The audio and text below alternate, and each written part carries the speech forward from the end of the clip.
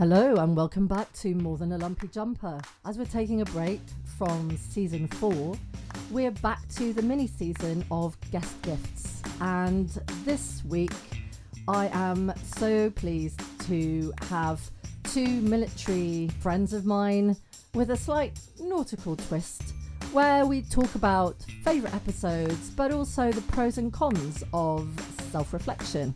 So come and join us for Hanging Out with Sailors.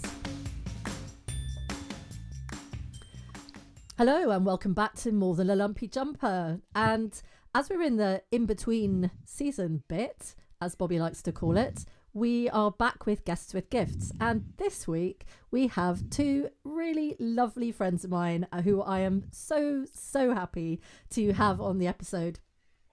Lucie and Murray. And I am going to do what we normally do, which is allow our guests to introduce themselves as they wish to be remembered or as they wish to introduce themselves. And so I am going to ask Lucie, how about introducing yourself? Look at that face. Don't make that face at me, madam. So, first of all, where I know you from and how you was on the water on differing boats. Lucie. I met you on the water many moons ago. About Don't say how many. Don't say how many years. wasn't not as many as some, but yes, quite a lot of years ago. I think you were on your knees with your bottom in the air on the on the front of a boat while I was on a different boat racing against you while we were trying to get spinnakers up round a mark. I think it was the first time I came across you. And I was there because of Murray, actually, who got me into sailing with the Royal Engineers Yacht Club.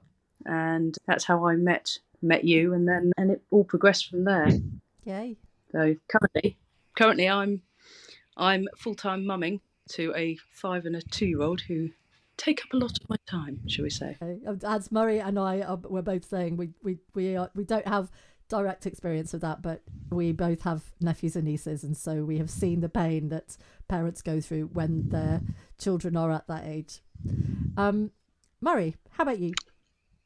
When I saw that you wanted me to introduce myself, I really wasn't sure how to do it. And then I remembered that my elder sister many years ago gave me some calling cards that said soldier, sailor, gentleman, adventurer on them. And I felt that she was possibly overstating a number of those things, but it was still a good description. This evening I'm rocking the James Bond villain look with a black polo neck and an enormously large white cat.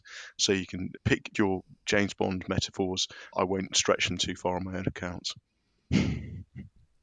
And that's Hamish, the cat, who has... What's Hamish's Instagram he's moniker? Oh, right, Hamish the Siberian Forest Cat is something like 5,000 followers and a complete rock star, and he knows it. Bloody hell. So if you think you've got problems with a 3-year-old, there's nothing like having an 8-kilo cat dive bombing your head in the middle of the night to wake you up and to reinvigorate the cerebral systems that sort of reflect back to being a caveman when you're being attacked by a tiger.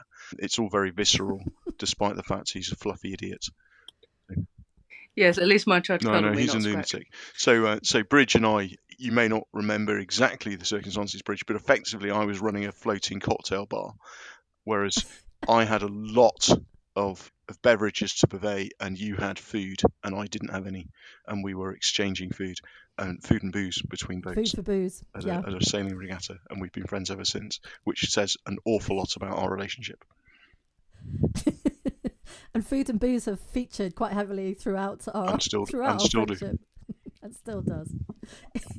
I was just thinking about cats dive bombing, but Zahara, she decided to shit on Mohammed's side of the bed this morning for no apparent reason.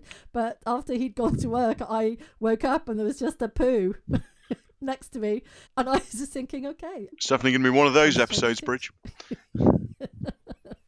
What, a lot of shit? Protesting cat for him leaving, or you I'm not entirely not giving? Yeah. I'm not entirely sure. She doesn't normally do it, but yeah, there was. I woke up kind of sniffing, going, I can smell shit, and it was like, oh yeah. I think there's the a phrase shit right by my head.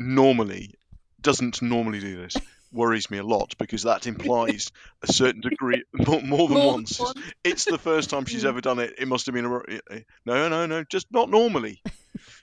Yeah, raise. She's done it under the bed before, not on All the right. bed, I have to say. Anyway, I'm moving swiftly from the Wow. scatological discussion.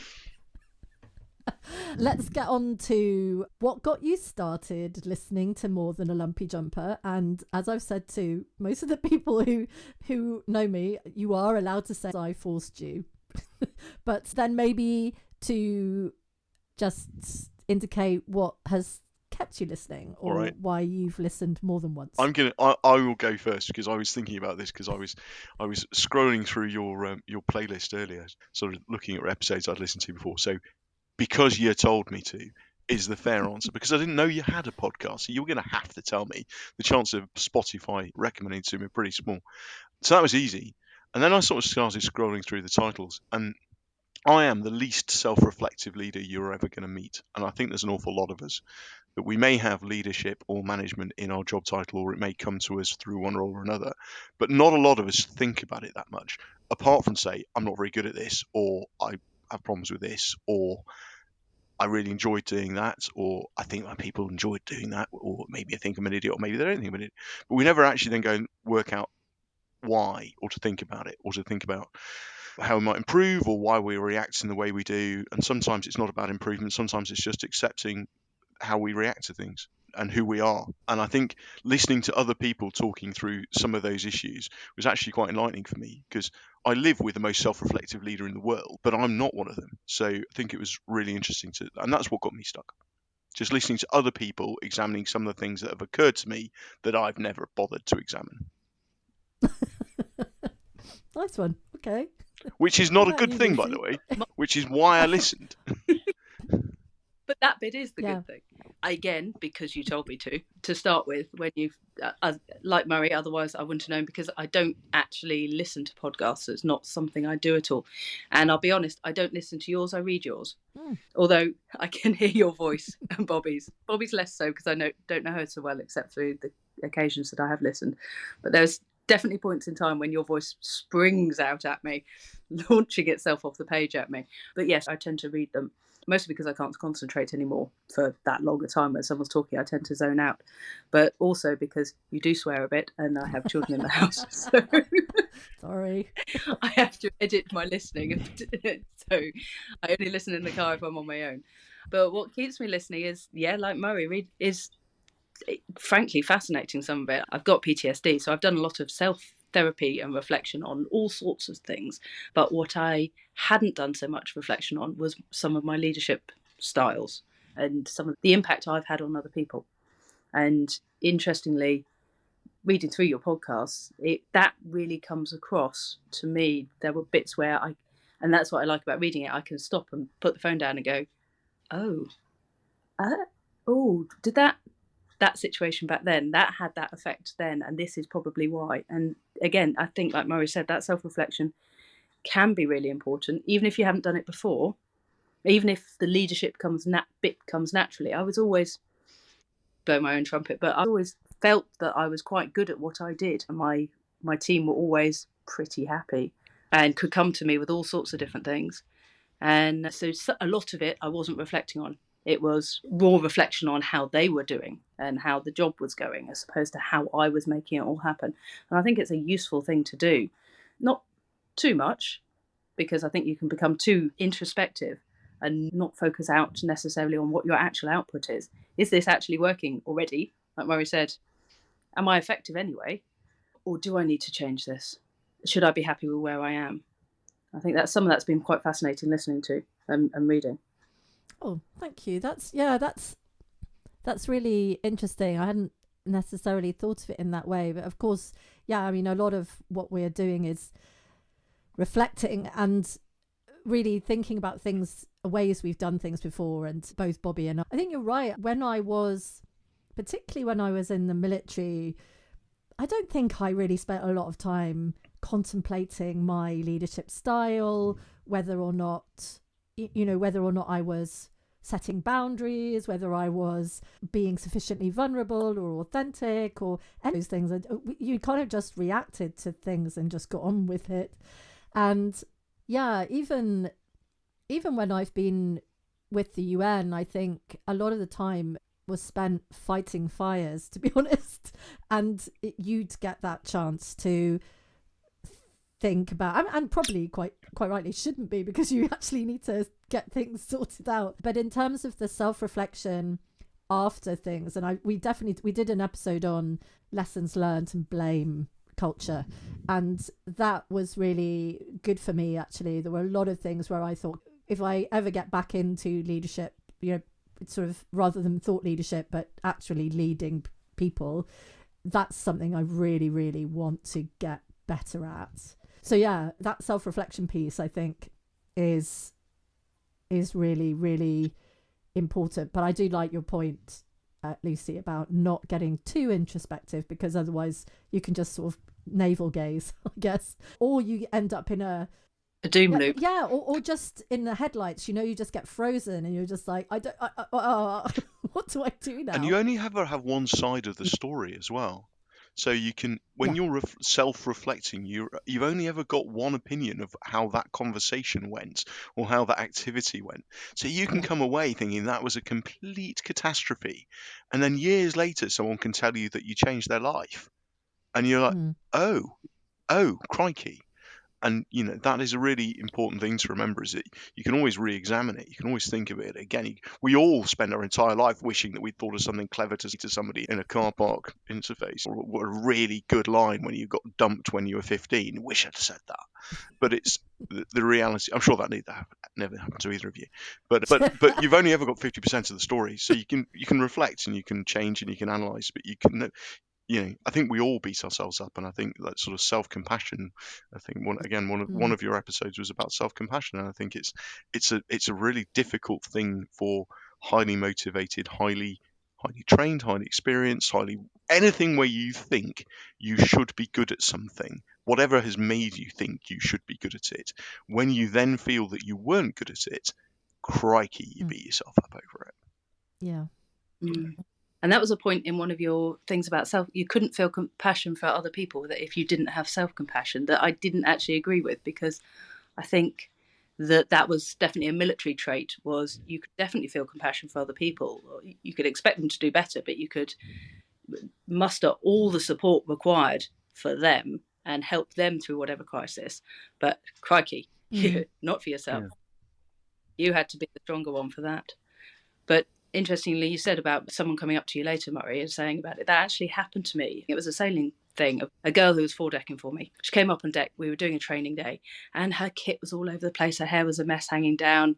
Her coat wasn't done up. It was an absolute chaos. And I stopped her, and reflecting on it afterwards, I thought I was far too harsh on her. I felt bad because I thought I was a bit too aggressive, and I wouldn't let her go anywhere till she'd tied her hair up and done her kit up and sorted herself out. And I actually saw her last year. I didn't recognise her. She's an REYC member. And she stopped me and she said, remember that day on the boat? Since then, it has completely changed how I take on professional situations. I always make sure that my presentation and physical readiness is there before I start anything. And it's completely changed how I do stuff. And that was an entire situation that I'd been thrashing myself about because I thought I was too harsh on her, but completely changed how she went going forwards. And she thanked me for it, which was really sweet of her. But yes, like you say, you only have 50% of the story, don't you? I think that's one of the reasons why I try now, if I think someone has done something well or has done something that I appreciate, that I do try and tell them, because I think that a lot of people spend a lot of time quite happily writing a complaint about something or putting a bad review about something, but not so much effort into actually expressing gratitude for whether it's a lesson that maybe was a hard lesson to learn, but was necessary. So I do try and do that more now to people, because yeah, you're right, we do beat ourselves up a lot. I mean, I know I do, about things, and that same, that l'esprit d'escalier, the I wish I'd said that sort of mentality, it's really hard to let go of. And when people say to me, oh, this is a good thing that you've done, I think it really just helps you with that self-compassion thing. It starts to just, I don't know, just, well, suddenly you've got both sides of that story. And it's, I'm a big fan. I've always made a huge point of telling people when I appreciate them, And I think it's Yeah. and Cool. something Good. you touched on there, Lucy, because part of the exam question we're answering is what were our favourite episodes. I know, because we're all going to natter forever. Appearance and how that person that you spoke about managed themselves. Something that I picked up on from one of your most recent episodes, Bridge, was about brand, and it really, really struck a chord with me. And it's something I talk about to people I mentor, and I talk about managing your personal brand. Now, I'm not a professional. I don't really know what that might mean to someone who knows what they're talking about. But I think professionally, we're all self-doubters. Managing who you want to be for your boss and your workmates is such an important thing. And it's not about hiding or changing who you are, but it's about valuing yourself and about saying, I really feel that saying, these are the things that I am good at, these are the things that I enjoy, these are the things I wish to be known for, is really important, because that can get lost amongst yourself. I think I wouldn't necessarily say I took all the right lessons away from your brand. It just got me thinking, and like I said, it's something I talk about a lot with people I mentor, is about making sure that you understand what you are, what you're good at, what you wish to do, and what you wish to see other people see in you, and then manage that brand and make people see it. And don't walk around apologizing for yourself. Another one of your episodes. Don't sort of be flippant. Don't be self-effacing. Just be authentic, but allow you to tell your own story. Don't let other people tell your story for you. I think it's really important. Nice. And when someone does compliment you, thank you. Yeah. That's the easiest way to not feel quite so embarrassed, is just practice saying thank you if someone compliments you. Yeah. That's something I've had to work on. It's someone to get that to me as a top tip. And I used to do like Mary said, you'd brush it off, you'd sweep it aside. No, that's not me. But someone told me once, no, just say thank you and then leave it. And you have to practice. So Lucy, how about your favourite episode? Well, because I'm currently in the process of retraining and thinking about what I'll do post full-time mumming, the ones that are really catching me are things like, as Mo said, the bring a brand, networking. I've had a couple of favourites actually. So what do you do question. Because I have actually had someone turn away from me at a party. So they said, so what do you do? I'm a full-time mum at the moment. We don't have anything in common then. And literally turned on his heel and walked away from me. Actual fuck. Yeah. It's pretty special. Yeah, it was chap I used to work with as well. I know, yes, pretty special. Fucking hell. Yes. But I've also, since I left the army, I've done, as you know, several different jobs along the way, trying to find what fits for me. And so what do you do question really struck home for me the most, because I've experienced different reactions from people by introducing myself as varying different things. So you get immediate respect. If you say sailing instructor, they'll talk to you about subjects that are not intellectual at all. If you say full-time mum, they'll talk to you about the kids. Nothing else. What about when you say that you're a Paralympian? I wasn't a Paralympian. It was Invictus Games. Okay, well, it's very, very different. Nowhere near that. Funnily enough, I don't say that, I guess, because I did too many sports when I did it. I was too tired. I don't really remember the event. I slept most of the time. I wasn't competing. And I suppose I should own this more, but I didn't win any medals in anything. So I kind of felt like I failed. Instead of just proud that I'd been there. Of you. I can't express to you how proud we were of you when you were taking part. It was such a big thing, and yeah, you took on a ridiculous spread of sports. That's cool. My friend. She's in all of these sports. So cool. Yeah. But because I felt like I'd failed by not achieving a medal to bring home. I've got my competitor's medal, but that taps into, I can't remember which episode it was, but it was something about being comfortable with yourself and being proud of what you have done. I remember you talking about that, but I can't remember which one it was. And yeah, there was things that I probably wouldn't mention that I've done because I didn't feel that I'd achieved my full potential in doing them. Yeah, that's really interesting. Actually, we should do an episode on that. That doesn't count towards the question at the end, but I'm gonna just let me take a note of that one. I think that whole question about what do you do is such an insidious question, because it's a social thing, it's a professional thing, it's an education thing. So if you say, what do you do? Oh, and you just don't answer it with your job, you completely mess people up. Yeah, we said she did when she was told she was being Yeah. rude. That was in a Royal Signals mess party, and I'd read an article about this issue, about how it was, this sort of insidious social engineering, and sort of a lot of things to do with class in the UK, etc., etc.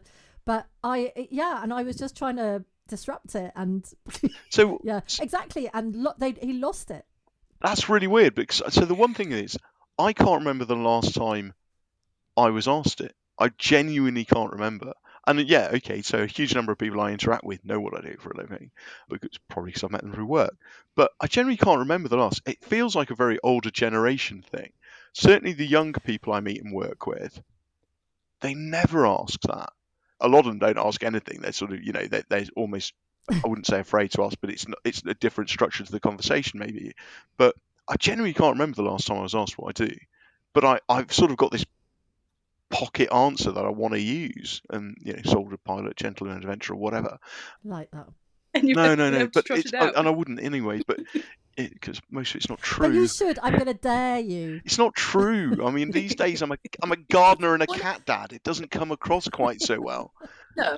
What do? I pick up leaves on Saturday morning. It's not exactly rock and roll, but I definitely, I don't know if you've ever seen, there's an amazing TED lecture that talks about trying things for 30 days. It always reminds me of Bridget, because Bridget is one of those people who's tried the most amazing collection of things, and some of which have sucked, and some of which haven't, at 1,000 words. So if you write X divided by 30 a day, at the end of a month, you've written a novel.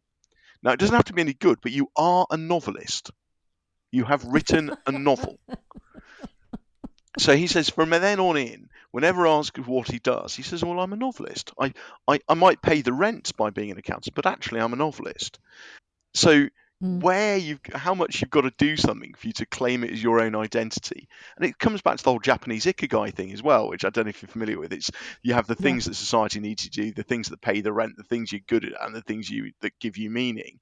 And you can be a sweeper to pay the rent, and be a novelist, and 2 or 3 other things, and you get to decide which one of those is you. Yeah. And I love that. Yeah.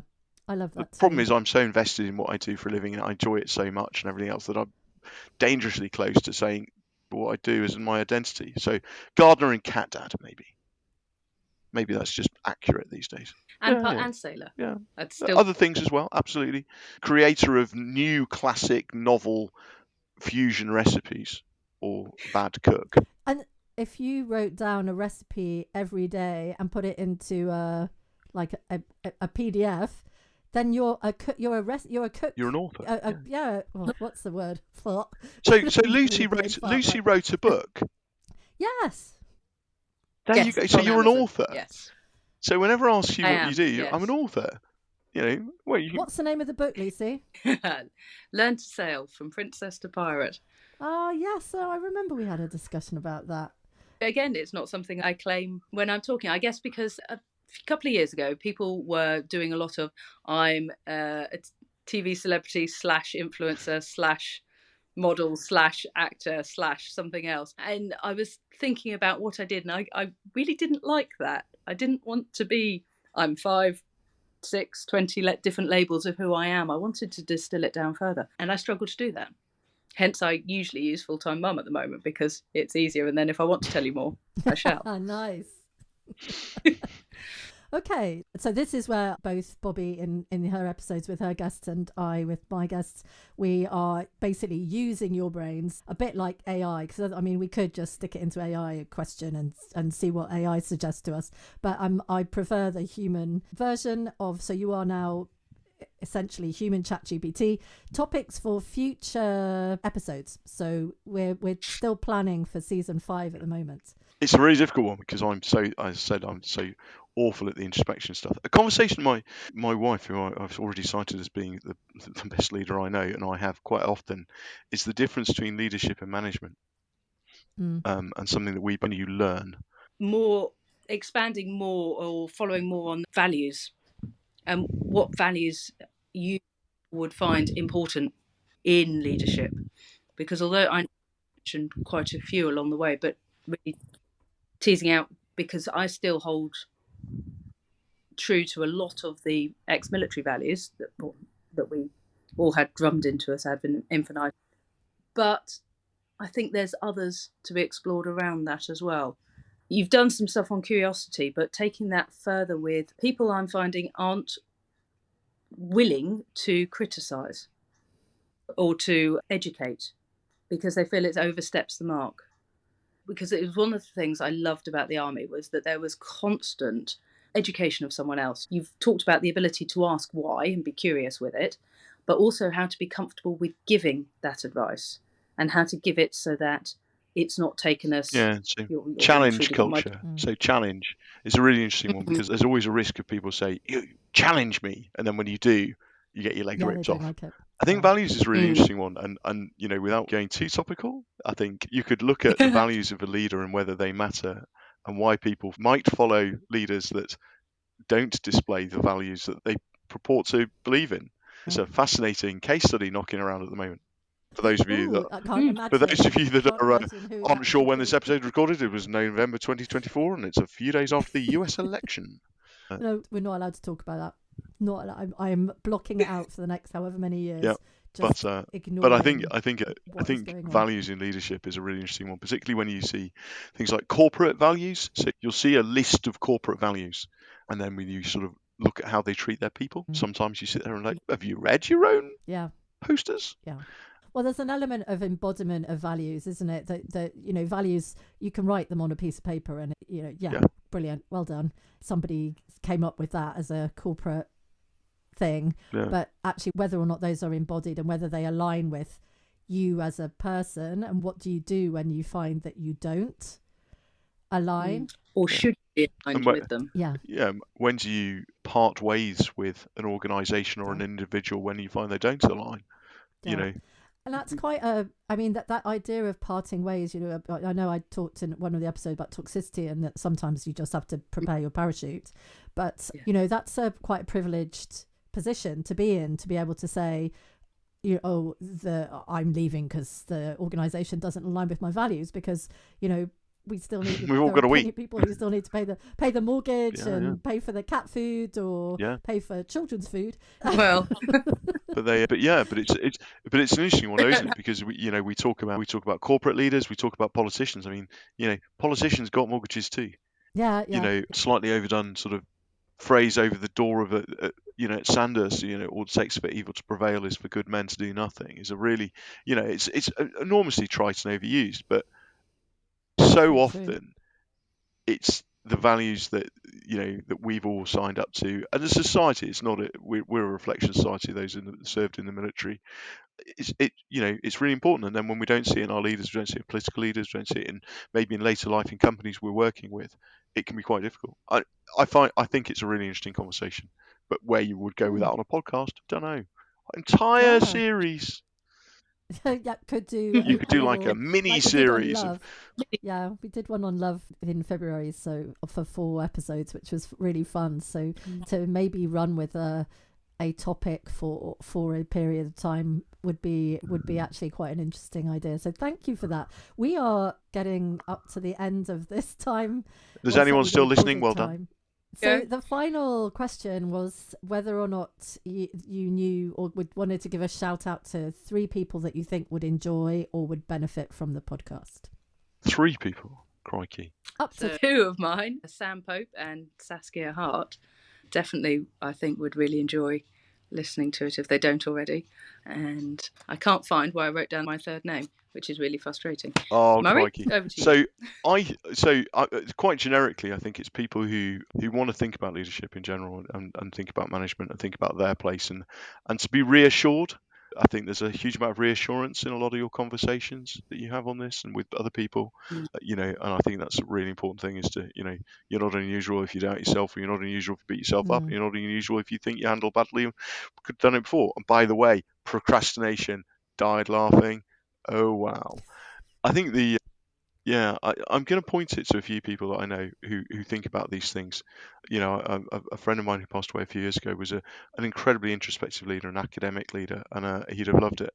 Unfortunately, won't have the chance. But I think the person I'm going to beat over the head with it is my wife Melinda, because she thinks about these things so much, and is so hard, and all the decisions she makes in business.